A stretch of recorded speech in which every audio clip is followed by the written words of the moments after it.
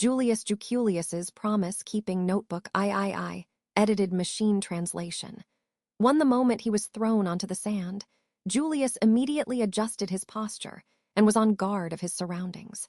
Although it happened suddenly, the knight luckily still hasn't lost his edge.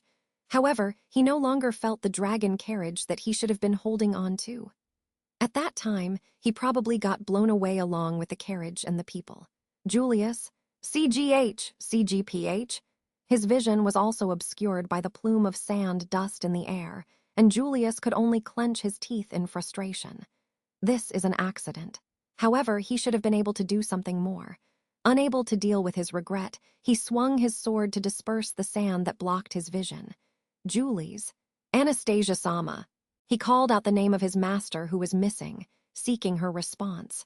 Of course, he knows the risks associated with doing so.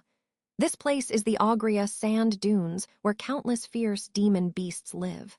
Not long ago, the group had just seen demon beasts mimicking a flower field. However, rather than avoiding the risk of attracting demon beasts, it is more important to look for his companions who were sucked in by the cracked sky and were scattered everywhere. At worst, he might have to kill hundreds or thousands of demon beasts by himself. For this, he has cultivated a skill. Rather than being afraid and worried about danger, he should think of how to act. In this world, where almost everything lacks a certain piece, he can no longer lose anything any more stranger. Julius. From a distance, someone was calling his name. Julius watched in the sand, lowered his breath. He then stepped firmly on the sand and ran towards the large shadow looming on the other side of the dusty sand, the dragon carriage. That is the dragon carriage that has been with him all the way during the long journey. Sitting in the front of the carriage is Julius. Emilia-sama, are you all right? Emilia. Well, I'm fine. Beatrice, Meili, and Rem is inside and safe. Julius. That's truly.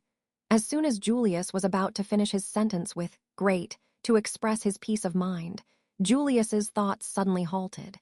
There was a sense of contradictory feeling in Emilia's words. Since she specifically listed the names of those present, there's the implication that some people are not present. They are exactly the ones who were not mentioned by name Julius. Anastasia-sama, Ramson, and Subaru are not present. Emilia. Also, Patrashjan is also not present. Including Subaru's beloved ground dragon, there are 3 fewer people here, plus 1 ground dragon. Upon learning of this, Julius had an illusion as if the world itself was spinning. It just had to be those 3 who were missing. Beatrice. Emilia, they're really not around here. The distance I perceive is very far in fact. Meili. Also, the demon beasts are also getting closer. What are we going to do? Julius continued to bask in his regret, and the 2 girls walked up from the back of the dragon carriage and entered Julius's field of vision. Beatrice and Meili gave their reports from their respective standpoints. Beatrice is Subaru's contractor, and Meili is in charge of dealing with the demon beasts. Emilia. After being scattered, we were all close to each other. So, Subaru and the others. Julius. No, Emilia-sama, we haven't found anything around. Moreover, the cracks in the sky and the distortion of the space became visible to the naked eye. In that case, Emilia, maybe they were thrown even farther away. But if everyone was really scattered, everyone should have been farther apart. Subaru and the others might be together. Emilia looked down. Her thoughts are filled with hopeful observations. But if it's true, it can be said that the situation is slightly better. For some reason, the ones that were scattered are those who have low combat prowess. But Anastasia and Ram are careful and good at using their wits. The power that Subaru can muster in a crisis should also not be underestimated. Having said that, the situation is still very urgent. Stranger. Emilia and Julius, who were anxiously judging their situation, raised their heads at the same time. The 2 felt a powerful, sharp, and oppressive aura. Before the 2 could realize what it was, they were hit by the impact. After the loud bang, the impacted dragon carriage drastically flipped. Emilia, who was in the driver's seat, lost her balance, and Beatrice and Meili also screamed due to the sudden rise of sand dust caused by the impact. However, it was Julius who saw the impact first. Julius. The real cause of the impact is a black-haired woman on the roof of the dragon carriage. She had tied up long black hair, a thin cloak and clothes that boldly exposed her white skin. The woman slowly turned her head and looked at Julius and the others who stood around the dragon carriage. A distinctive red pattern appeared in her green pupils, and caught in her gaze, Julius couldn't help but hold his breath. He had never seen such cold and dry eyes before. She had absolutely no interest in anything reflected in her eyes. What can possibly make someone have such an empty state of mind? Stranger. Facing Julius, who had forgotten to breathe, the woman's head tilted to one side. What came out of her throat was a high but hoarse voice that was the opposite of her beautiful impression. However, there was no friendliness or hostility in her voice. No, there is still a bit of emotion that can be distinguished. It's a disappointment. Stranger. Frustrating. Julius. What? When the woman's head was so crooked that it could no longer be crooked, the woman finally made a sound that had meaning. However, before asking the true intention behind these words, she turned her back to Julius and others. Seeing her knees slightly bent, alarms went off in Julius's mind. The impact just now proved that she jumped here from an unknown place. No, it's not that where she jumped from is unknown.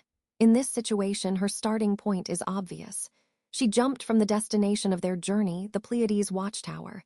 In that case, Emilia— Wait, stranger. It was Emilia who grabbed the woman's legs as she was just about to take off. Obstructed from using her legs, the woman let out a short scream and fell off the roof. The woman fell face first into the sand, and Emilia also rolled into the sand with her. Julius. Emilia-sama! Julius failed to keep up with this series of unfolding events, and he ran to the place where the two of them landed. As he looked, Julius gasped. Julius? The two who fell into the sand, Emilia and the black-haired woman, faced each other. The woman held her palms at Emilia's face. Julius instantly saw through the danger. The black-haired woman will release death from her palm. It would only take an instant, and Emilia's head would disappear from her neck. Therefore, Julius should have rushed in immediately to stop. Emilia, please listen to me. Our companions are lost. Stranger. Emilia, they're all very important people to me. So I want any clues that can be used to help find them. If you know anything, please tell me. Emilia desperately and sincerely conveyed her request. The woman looked back at her with her cyan eyes, and the expression on her face changed a little. She frowned slightly and sighed. Then she slowly lowered her arm that was aimed at Emilia, stranger. Coming soon. Emilia, Julius. The woman stood up, said a short sentence, and fell silent. She turned her back without looking back and walked towards the wind and sand on the other side. Upon seeing this, Julius relieved his tension and walked quickly towards Emilia. Beatrice and Maylie came here as well, but Emilia quickly stood up on the sand. Beatrice. Emilia, are you okay? Emilia. Everyone, get in the carriage. We need to catch up to that woman right away. Maylie. Is it okay to ignore Oni-san and the others? Emilia. No, of course not, but that woman seems to know something. So, Julius. In order to ask her clearly, we can't afford to lose her. That's what I felt as well. Let's hurry up and chase after her. Julius chose to believe Emilia's claim and quickly stepped onto the driver's seat. Emilia then picked up Beatrice and Maylie, and one by one they got into the dragon carriage. Julius drove the carriage that was fortunately not separated from them. He then chased after the incredibly light-footed and unfathomable woman in the desert. And then, to Anastasia. Julius. And Emilia-san, you all are safe. Julius. Anastasia-sama. In the Pleiades watchtower, they managed to reunite with Anastasia and her party. Julius felt relieved and took note of that fact. A few hours ago, Julius chased after the black-haired woman to the Pleiades watchtower. Opening the huge door leading to the tower, the black-haired woman placed the dragon carriage along with Julius and others into the building. She then disappeared, and no one knew where she went. After investigating in the tower for a few hours with caution, the woman appeared again in front of Julius and others. Moreover, along with the missing Anastasia, Subaru, Ram, and Patrash. Julius. Fortunately, everyone is safe, Anastasia. I'm sorry for making you worry. That said, my side also got pretty dangerous. After all, a group of people who couldn't fight were gathered together. But Anastasia, covered in grit, talked with Julius while glancing behind her, glancing at the dark-haired woman who guided her here. There wasn't a change in her smart and beautiful appearance, and she didn't care about the glances and consciousness casted on her. To say the only thing that there is a sense of discomfort, Julius. Anastasia. It seems that something happened between her and Natsuki-kun, Julius, and Subaru. Following the woman's gaze, in her eyes she only focused on one thing.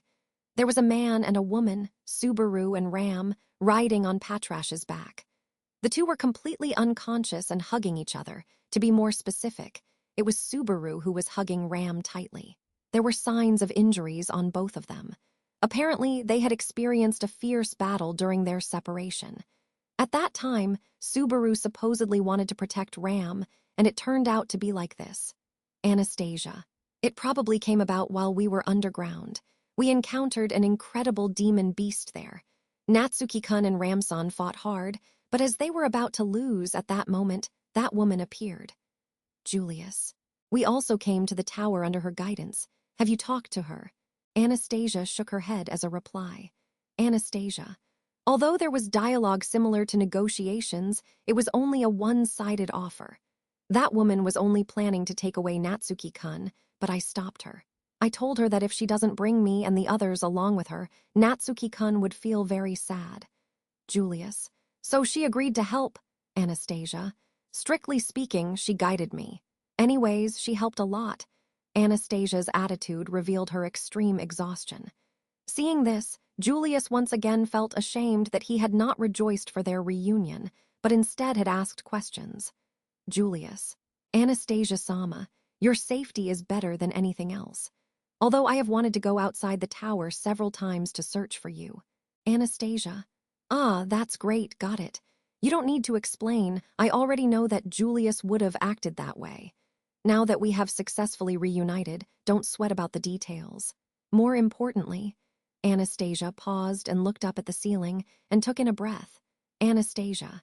We were able to successfully set foot into the Pleiades watchtower, which no one has done before. It's not bad to have a taste of this sense of accomplishment, right?